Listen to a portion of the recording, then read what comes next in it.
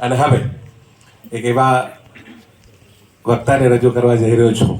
આપ સૌ એમને ખૂબ સારી રીતે ઓળખો છો. વર્ષો સુધી આપણા સારસ્વત પરિવારને, શિક્ષણ વિભાગને એમનું માર્ગદર્શન મળ્યું છે. એવા માન્ય શ્રી ડૉક્ટર ટી.એસ. જોશી, માની vice chancellor, children university Gandhinagar. Sir, આપને વિનમ્રતા સાથે વિનંતી કરું છું, પધારો આજના રૂડા અવસરે આપના પ્રેરક માર્ગદર્શન માટે. જોશી સર.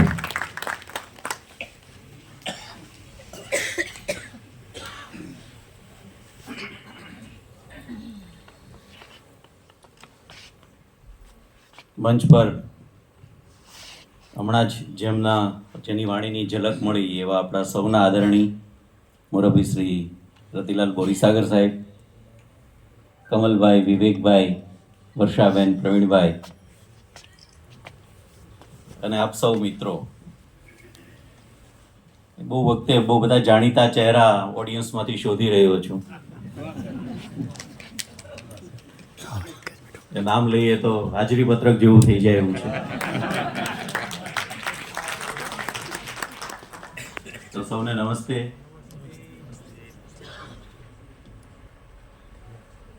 સાહેબે બહુ સરસ વાત કરી કે ઉત્તમમાંથી વધુ ઉત્તમ. સર્વોત્તમ તો ના આપણે કહીએ, પણ આપણી જર્ની છે એ ઉત્તમથી વધારે ઉત્તમ તરફની રહેવા માટે, કરવા માટે આપણે સતત સભાન રહેવું જોઈએ. સાહેબે જે વેશ કીધો છે આ વેશ જિંદગીભરનો છે. કદાચ સ્મશાન યાત્રા નીકળશે તો એ કોઈ કહેશે શિક્ષકની છે. તો આપણે કોઈ પાર્ટ ટાઈમ જોબ નથી. એ શાક માર્કેટમાં હોઈએ કે બજારમાં હોઈએ કે ઘરમાં હોઈએ, આપણો આ વેશ છે, આજીવન વેશ છે. અને એના ઉપર સરકારે સિક્કો મારી દીધો છે તમને લોકોને. તો એ કેટલાક લોકો સિદ્ધ થઈ જાય પછી કશું કરવાનું ના હોય એવું એક છે. પણ સાહેબે જે માર્મિક ટકોર કરી કે એનાથી આગળ કેવી રીતે જવાની એની વાત છે. સર્ટિફિકેટ મળી જાય ત્યારથી તો શરૂઆત થાય છે. ત્યારથી વધારે સભાન થઈ જવાનું છે. તો આપણી સામે સમાજે જે આપણને આપ્યું છે, તમે કંઈક આપ્યું છે એટલે સમાજે તમને આપ્યું છે, પણ આપણે તો આમાંથી ઘણા બધા વાનપ્રસ્થવાળા છે, ઘણા બધા ચાલુ જોબમાં છે. એ બધા માટે અત્યારે આપણને તક છે કે આપણે કંઈ કહી શકીએ. આપણું એક સન્માન છે, લોકો જાળવે છે. ત્યારે કેવી રીતે સમાજને પાછું આપવું એની ખેવના આપણે બધાએ કરવાની હોય. રાષ્ટ્રીય શિક્ષણ નીતિ 2020 એ જાહેર થઈ, એમાં એવા કેટલાય મુદ્દાઓ છે કે જેને આપણે સ્પર્શા નથી. અને આ એક રાષ્ટ્રીય શિક્ષણ નીતિમાં એવી એક અપેક્ષા છે કે આ નીતિનો જો યોગ્ય રીતે અમલ થાય તો સમગ્ર સિનારીઓ બદલાઈ જશે, સમગ્ર પરિદૃશ્ય બદલાઈ જશે એમ કીધું છે. એ પરિદૃશ્ય શું જોવા માંગે છે એનું આપણે સૌએ ચિંતન કરવાની જરૂર છે. મને એમ લાગે છે કે આ રાષ્ટ્રીય શિક્ષણ નીતિનો 100% અમલ કરવો હોય તો જ્યાં સુધી શિક્ષક સમજશે નહીં, શિક્ષક પોતાની જાતને બદલશે નહીં, ત્યાં સુધી કશું જ બદલાવાનું નથી. અને આ બદલવાનું, આ વલણ બદલવાનું કામ આપણે સૌએ, આપ વડીલ સ્થાને છો, કેટલાક તો પ્રવૃત્ત પણ છે, એને એની જાતને બદલવી પડશે. એટલે ભણાવવાના જે અભરખા છે એ બંધ કરીને ભણતા કરવાની જે વાત છે એ બહુ મોટું શિફ્ટ છે, પણ એ અઘરું છે. કારણ કે આપણે એવી રીતે ભણ્યા છીએ અને અત્યાર સુધી એવી રીતે ભણાવતા આવ્યા છીએ. આપણને એ પણ ખ્યાલ છે કે નથિંગ કેન બી ટોટ, કશું જ શીખવી શકાતું નથી, છતાં આપણે શીખવીએ છીએ. તો એમાંથી શીખતા કરવા કેવી રીતે, એની જે પ્રયુક્તિઓ છે એનાથી આપણે સૌએ પરિચિત થવું પડશે. આપણે બધાને વાંચી ગયા એક જ પેરેગ્રાફ આપ્યો છે અનુભવજન્ય શિક્ષણ પરનો,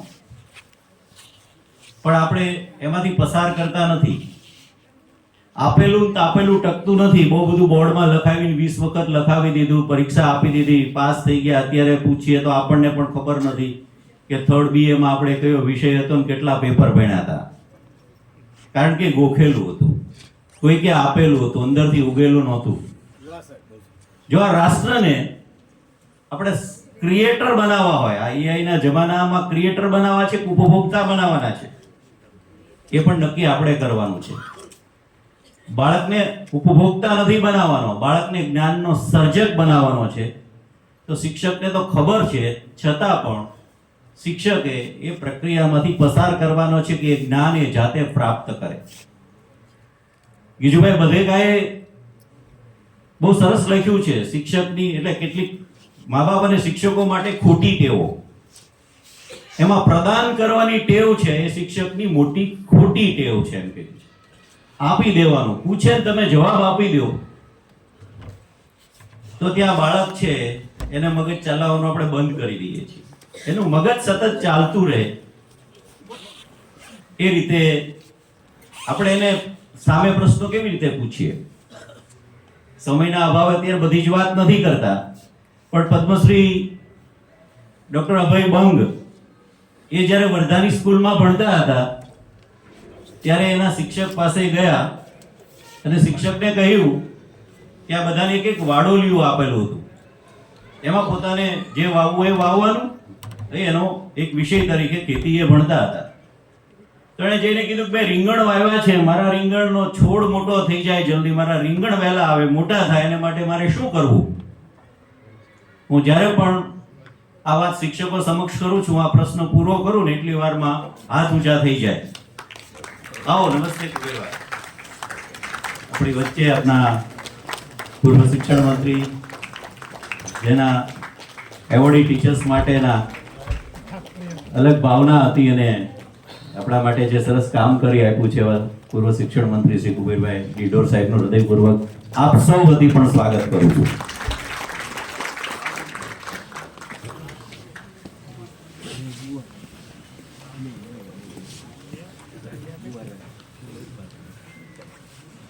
અભયભંગના શિક્ષકે શું કીધું, એમને શું કીધું હશે? કલ્પના કરો 2 મિનિટ કે એના ક્યારામાં વાવેલો છોડ મોટો થાય ઝડપથી, એને માટે શું કરવું? તો આપણે બધા જ શિક્ષકોને હું દરેક ટ્રેનિંગની અંદર આ પ્રશ્ન પૂછું ત્યારે જે પ્રદાન કરવાની ખોટી ટેવ બંધ કરવી જોઈએ એવું વાક્ય 2 મિનિટ પહેલા બોલ્યો, પછી આ ઉદાહરણ આપું અને તરત જ, કારણ કે આપણે ટેવાયેલા છીએ એવી રીતે, તરત સલાહ આપવા માંડીએ. ખાતર નાખવું જોઈએ ને યોગ્ય ખેડ કરવી જોઈએ ને નિંદામણ કરવું જોઈએ ને પાણી યોગ્ય આપવું જોઈએ, સૂર્યપ્રકાશને, એટલા બધા જવાબ મળે. પણ અભયભંગના શિક્ષકે એવું નહીં કહ્યું.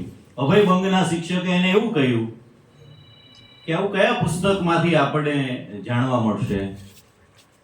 આવું આપણે કોને પૂછીએ તો વધારે સારી ખબર હોય? એટલે લર્નિંગ ટુ લર્ન, આપણે જે બદલવાનું છે એ છે બાળકને જાતે શીખતા કરવાનું છે, શીખવી દેવાનું નથી.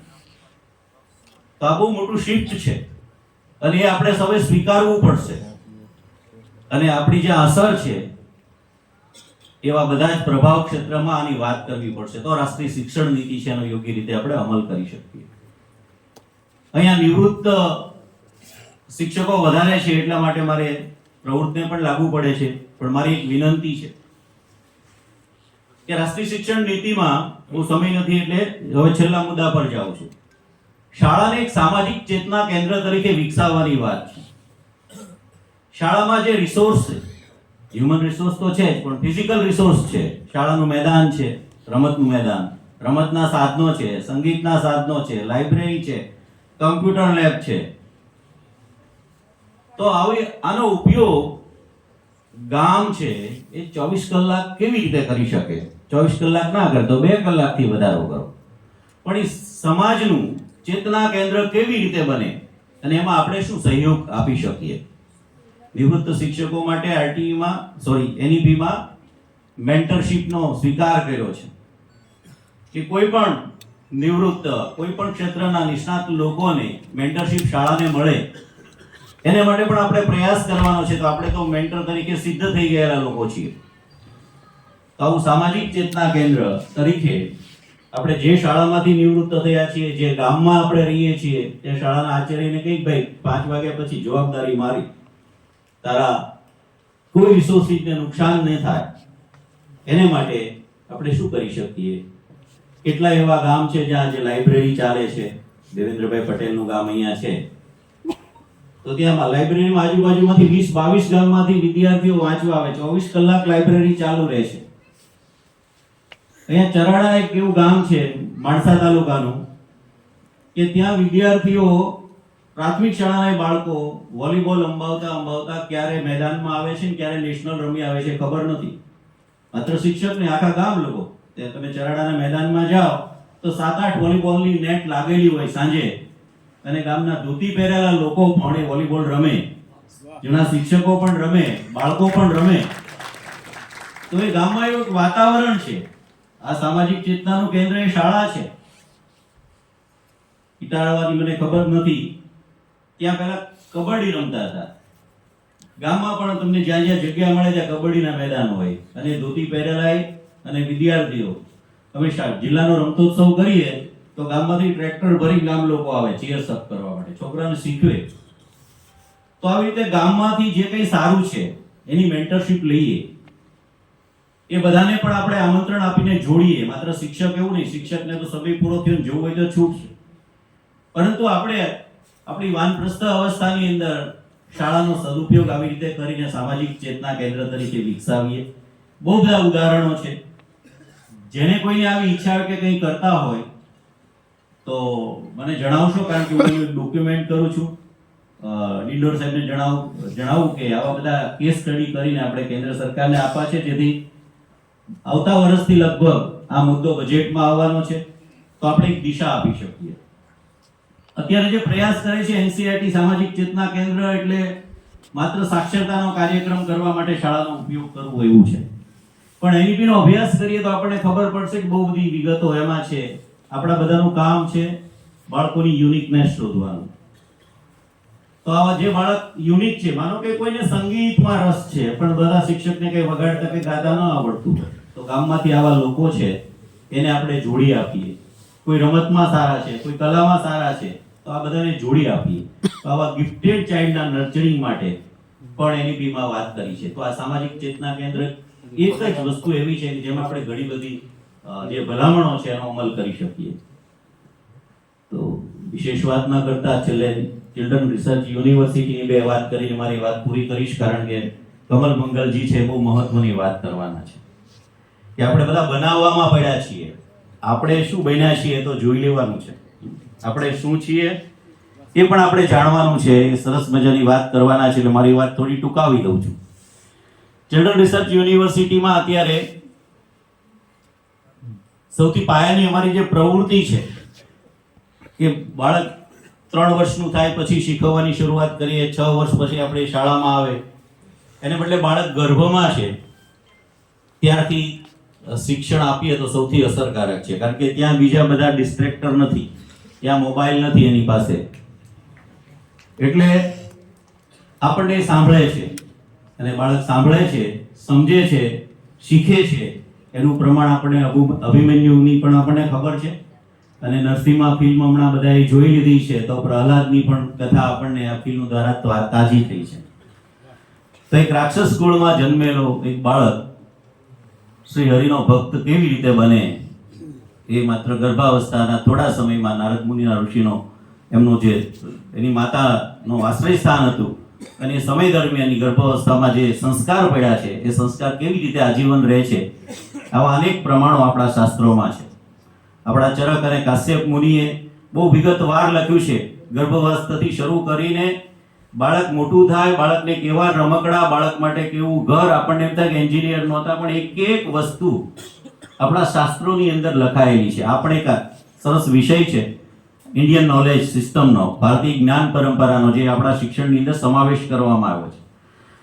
તો આવા કેન્દ્રો અમને એવું છે કે વધારે વધારે લાભાર્થી સુધી પહોંચાય, એને માટે અમે કેન્દ્રો વધારે શરૂ થાય એને માટે પ્રયાસશીલ છીએ. આપના ધ્યાનમાં કોઈ એવી સારી જગ્યા હોય, સારા ટ્રસ્ટ હોય, જે સેવાભાવથી કરવા માંગતા હોય. શરૂઆતમાં યુનિવર્સિટીનું મોડેલ એવું હતું કે કેટલાક એફિલિએશન આપતા હતા, જોડાણ ફી લેતા હતા. હવે એવું કશું જ નથી. અમે એમઓયુ કરીએ છીએ, જે લોકો શરૂ કરવા ઈચ્છતા હોય એમને શરૂ કરવાની ટ્રેનિંગ આપીએ છીએ ને રોજ બાયસેપથી અથવા યુટ્યુબથી 1 કલાકનો સપોર્ટ આપીએ છીએ. એમાં જે ગર્ભ સંવાદની પ્રવૃત્તિ છે, બાળકની માતા અને એના પિતા, એના ઘરના સભ્યો પણ બાળક સાથે વાત કરીને સજેશન આપી શકે. મોટા થઈને આ બાળકો આવું નાનું પાલન કરે છે એવા પણ આપણી પાસે રિસર્ચ છે. 0 થી 3 વર્ષના બાળકની અત્યારે જ્યારે બાળક છે અને માતા છે, એટલે અમે બે ને એક બાળક, એવી સ્થિતિમાં જ્યારે બાળક જીવે છે, માતાને પોતાની કાળજી કેવી રીતે રાખવી, ન્યુક્લિયર ફેમિલીમાં રહેતા હોય છે, એટલે સાસુ વડસાસુ દેરાણી જેઠાણીની યુનિવર્સિટી સમાપ્ત થઈ ગઈ છે, કોઈનું સાંભળવાનું યુટ્યુબ સિવાય ગમતું નથી, એવા તબક્કે માતાએ પોતાની કાળજી કેવી રીતે રાખવી અને 3 વર્ષ સુધીના બાળકને કેવા ગીત ગવડાવવા, કેવા હાલરડા ગાવા, કેવી વાર્તા કહેવી, કેવી પ્રવૃત્તિ કરાવી, એના લક્ષણ શું હશે, હવે આ 2.5 વર્ષનું થયું તો આવું છે ને 6 મહિનાનું બાળક ઊંધું પડશે વગેરે વગેરે, કશી ખબર નથી, મા બાપ થવાની કોઈ ટ્રેનિંગ નથી. એવા તબક્કે એ અને પેરેન્ટિંગ જેવા અનેક કાર્યક્રમો કરીએ છીએ. આપ સૌને આમંત્રણ છે કે આપ કોઈ પણ પ્રવૃત્તિની અંદર જોડાઓ અને રાષ્ટ્ર માટે વધારે સમૃદ્ધ રાષ્ટ્ર, તેજસ્વી બાળકથી આપણે તેજસ્વી રાષ્ટ્ર તરફ જઈએ. એક શિક્ષક તરીકે એનઈપીમાં ઘણા બધા મુદ્દાઓ આપ્યા છે, સમય મળશે ત્યારે આપણે વાત કરીશું. તો કોઈને કોઈ મુદ્દો પકડીને આપણે આગળ જતા રહીએ તો નાની નાની આહુતિઓથી જ આ રાષ્ટ્રમાં બદલાવ આવશે. શાળાનો સિનારીઓ તો જ બદલાશે જો હું બદલાઈશ તો. આપણે બદલવાની જર્ની છે એ શરૂ કરીએ. સૌનો આભાર. અસ્તુ. જય જય ગરવી.